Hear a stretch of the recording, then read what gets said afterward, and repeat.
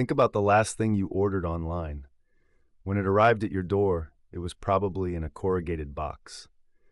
That box was made at a plant that got its containerboard from a mill that produced linerboard and corrugating medium. Most people don't think about that supply chain. But it's enormous, it's essential, and today we're talking about one of the three biggest players in it. Packaging Corporation of America reported Q1 2026 earnings yesterday, a result that managed to be a revenue miss and an earnings beat at the same time, depending on which line you're reading. The headline numbers disappointed, the operational numbers impressed, and management set a first-quarter record in corrugated shipments per day. The containerboard cycle, the acquisition integration, the pricing story, we're unpacking all of it. I'm Hudson Thomas. And I'm Lana Chen. Let's get into Packaging Corporation of America.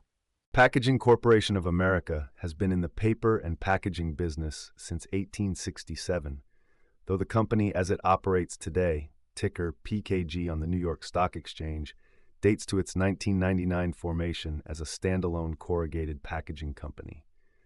Today it's headquartered in Lake Forest, Illinois, with about 15,500 employees and a footprint that spans 7 containerboard mills and 85 corrugated converting plants across the United States. The business has two segments. The packaging segment is the engine, roughly 92% of revenue, and it works in 2 steps. Step 1, the mills produce containerboard, specifically linerboard and corrugating medium, the 2 materials that combine to form corrugated board. Step 2, the 85 converting plants take that containerboard and manufacture corrugated shipping boxes, retail-ready displays, point-of-purchase packaging, and specialty packaging for customers across food, beverage, e-commerce, consumer products, and industrial markets. The paper segment, the other 8% of revenue, produces cut-size office paper and printing papers. It's a mature, cash-generative business rather than a growth driver, and it helps PKG utilize some of its pulp production capacity that isn't absorbed by the packaging segment. The competitive positioning of this business comes down to vertical integration. PKG consumes approximately 85% of its own containerboard production internally, meaning the mills run to fill the converting plant order books, not to sell on the open market. That's a significant structural advantage. Open market containerboard prices are volatile, moving with supply and demand across the whole industry. But PKG is largely insulated from that volatility because the math works differently inside the company than it does for competitors who have to buy containerboard at spot prices. Think of it like a restaurant that grows most of its own produce. If ingredient prices spike, independent restaurants get squeezed. The vertically integrated operation absorbs the spike internally and keeps serving customers at stable prices. That's the PKG model. The corrugated box market is also fundamentally local. Most packaging customers want their box supplier's plant within 100 to 150 miles of their production or distribution facility. Just-in-time delivery logistics demand it. PKG's 85 plant network creates geographic coverage that is expensive to replicate and that locks in customer relationships by proximity as much as by contract. This is the moat: integration, cost discipline, and geographic density. There's a long-term tailwind worth mentioning: the secular shift from plastic to fiber-based packaging. Major consumer brands, retailers, and regulators are pushing hard to reduce single-use plastic. Corrugated boxes and paperboard packaging are the primary alternatives. That's a multi-decade structural volume driver for the industry, and PKG is well positioned to capture it. Mark Kowlzan has been running Packaging Corporation of America as CEO since July 2010 and as chairman since 2016. That's 15 years in the top role at a company where he spent a decade and a half before that as a mill manager, working his way up from process engineer at International Paper beginning in 1981. He is very much an operator's CEO, not a Wall Street CEO. His background is in mill efficiency and cost management, not financial engineering or acquisitions for their own sake. PKG under his leadership has consistently run one of the most cost-efficient mill networks in the industry, and he's shown a willingness to make hard decisions. The $60 million Wallula Mill restructuring charge taken in Q1 2026 is characteristic.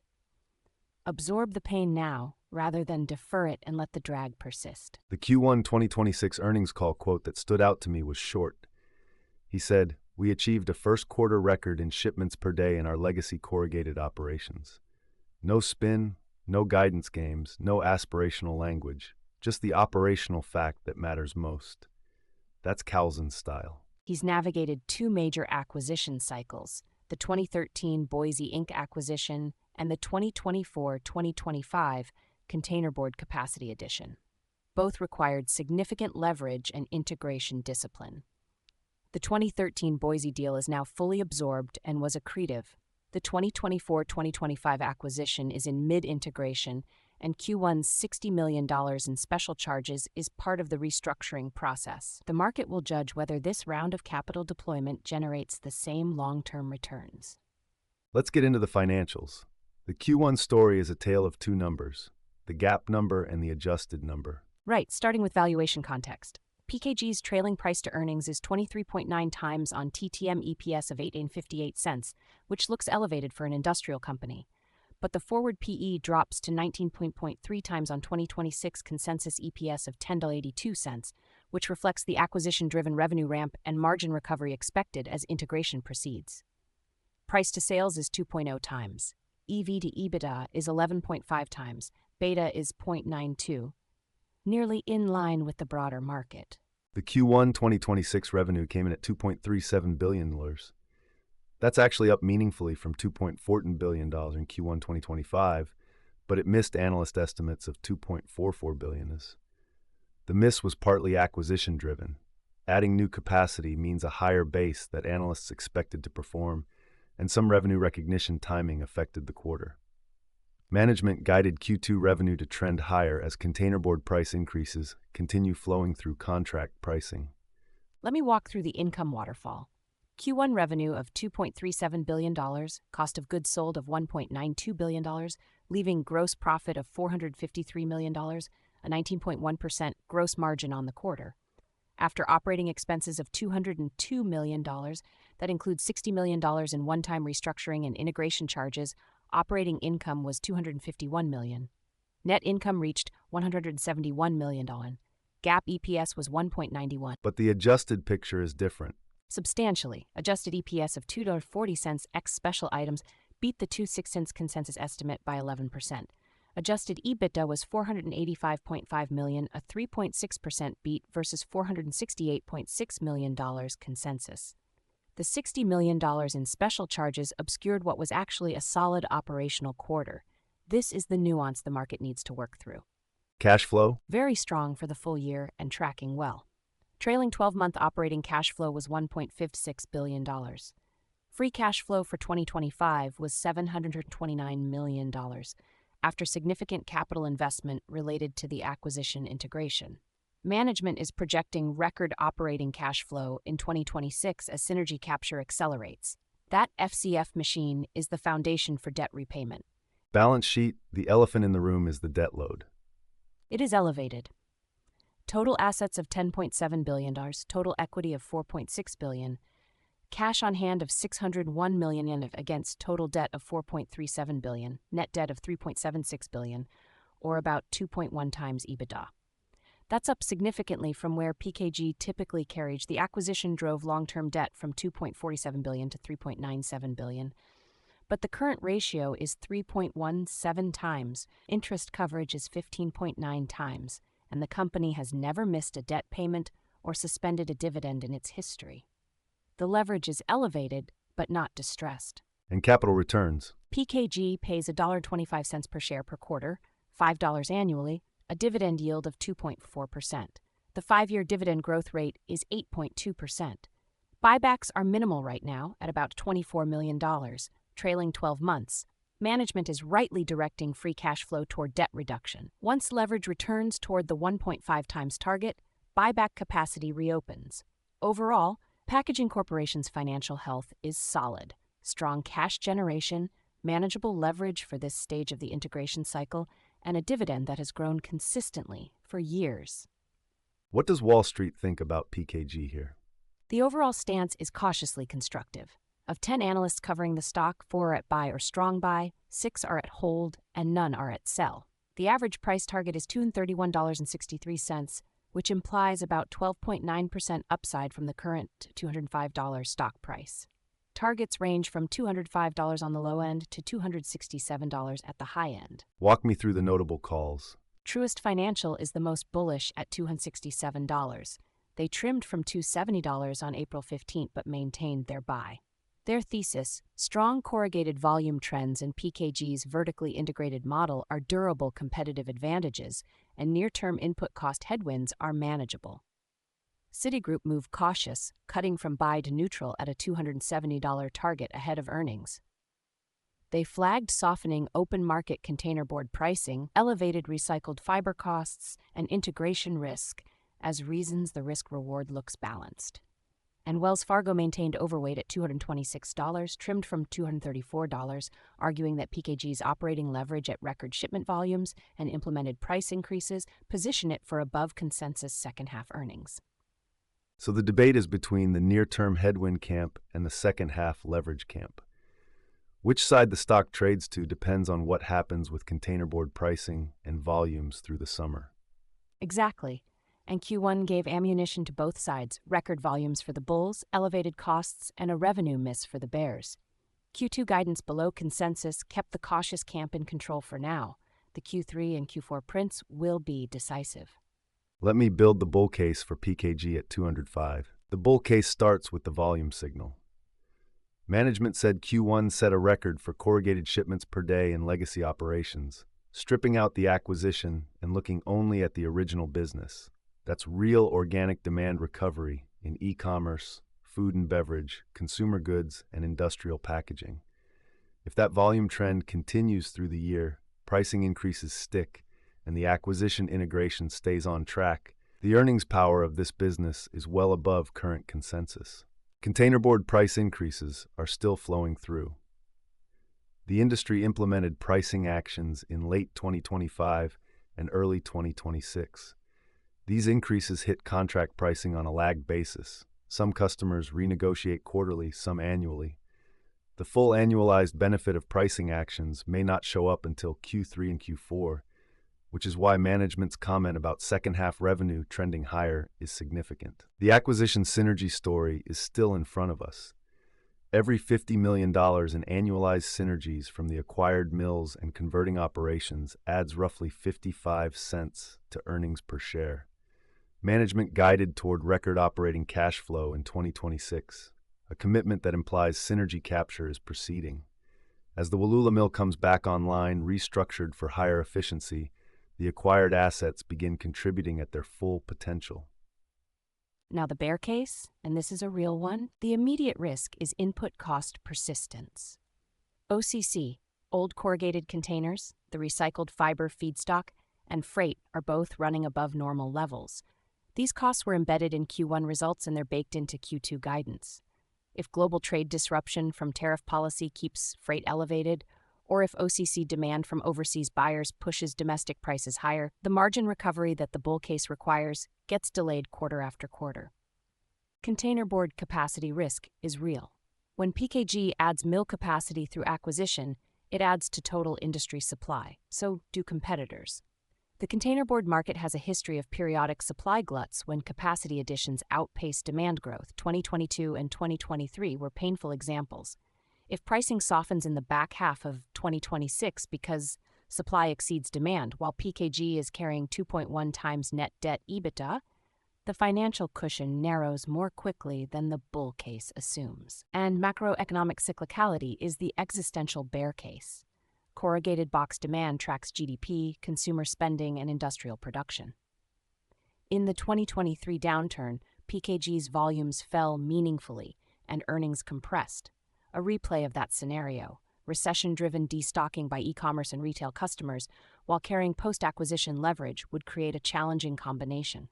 Let's put PKG's valuation in context against the corrugated packaging peer group. The peer landscape has changed significantly in the last 2 years. Smurfit WestRock, ticker SW, is now the world's largest corrugated packaging company by revenue, formed by the 2024 merger of the US-based WestRock and Ireland's Smurfit Kappa. At roughly $22 billion in market cap and 0.7 times sales, the combined entity trades at a significant PS discount to PKG's 2.0 times, reflecting the massive revenue base of the combined company, but also the complexity of integrating two large global operations. International Paper, ticker IP, is in its own transformation, completing the DS Smith acquisition and refocusing purely on corrugated packaging after years of diversification. The earnings picture is complicated by the restructuring, but on a PS basis at about 1.1 times sales and roughly $18 billion in market cap, it's between SW and PKG in valuation terms. The expectation is that IP emerges from its restructuring as a leaner, higher-margin corrugated business. The most interesting valuation outlier in the peer group is Graphic Packaging, ticker GPK, at only 0.34 times sales and 6.7 times earnings on a $2.9 billion market cap. GPK focuses on fiber-based consumer packaging, beverage cartons, paperboard food packaging, rather than corrugated shipping containers. The deep discount has attracted private equity interest. This is the value play in the sector for investors who believe packaging gets a broader re-rating.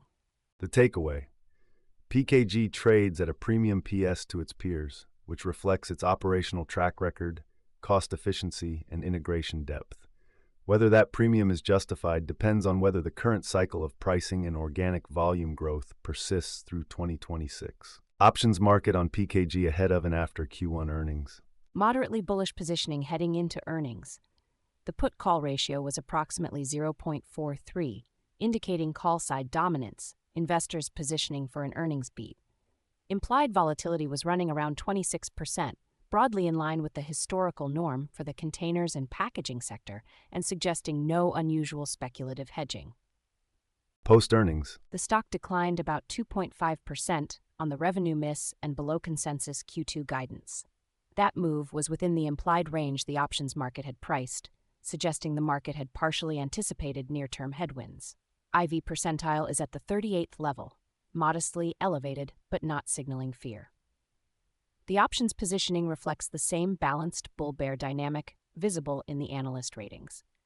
Constructive on the volume trend, cautious on the input cost and guidance miss. insider activity at PKG, what's happening? In the last 6 months, 0 insider purchases and 2 notable sales. President Thomas Hassfurther sold 12,129 shares on February 5th at approximately $200.50 per share, raising about $2.8 million. An executive vice president sold additional shares worth about $4.8 million in the same period. Both transactions appear to be routine executive diversification. Hassfurther retained 197,062 shares worth roughly $45 million after the sale. The context is that these executives are selling less than 10% of their total holdings at prices well above where the stock trades today, after its decline from $249 to $205. The alignment question is whether anyone is buying the dip with personal capital. No open market purchases have been reported at these post-pullback prices, which is typical for mature industrial dividend payers. Executives in these businesses tend to accumulate exposure through equity compensation rather than discretionary purchases. The absence of buying is not a red flag, but the absence of company conviction purchasing at a 17% discount to the 52-week high is worth noting. Key risks to monitor on PKG going forward. The primary risk is input cost persistence. OCC fiber and freight elevated above normalized levels and embedded in Q2 guidance directly compress the packaging operating margin. If global trade disruption from tariff uncertainty keeps freight costs high through the summer, the margin recovery thesis gets pushed further out. Containerboard oversupply is the second risk. PKG's acquisition added capacity, and competitors are adding capacity too. If supply growth outpaces demand growth in the back half, which has historically happened in containerboard cycles, open market pricing weakens and contracted pricing renewal conversations get harder. That's the mechanism that turns a volume recovery story into a margin compression story. And integration execution is the third risk that investors can't fully evaluate from the outside. The $60 million in Q1 special charges and the Wallula mill restructuring are visible. But the full scope of acquired asset performance, plant-level integration timelines, and synergy realization schedules is management-controlled information. If the integration proves more complex than guided, as acquisitions sometimes do, free cash flow disappoints, and the debt paydown timeline extends. Bottom line on Packaging Corporation of America. This is a high-quality, vertically integrated industrial in the middle of an acquisition integration cycle. The fundamental business, record corrugated shipment volumes, pricing power from recent industry hikes, and a 15-year track record of mill efficiency discipline, is strong. The near-term headwind from input costs, 5Q2 maintenance outages, and an integration learning curve creates a window where the stock has pulled back to levels that look interesting relative to forward earnings power. The metric that tells the whole story is corrugated shipments per day in legacy operations. If Q2 and Q3 show that the Q1 record wasn't a one-quarter blip, that organic demand is genuinely recovering across e-commerce, food and beverage, and industrial customers, and pricing increases hold through the contract renewal cycle, the adjusted EPS trajectory toward $10.82 in 2026 and $12.18 in 2027 is credible.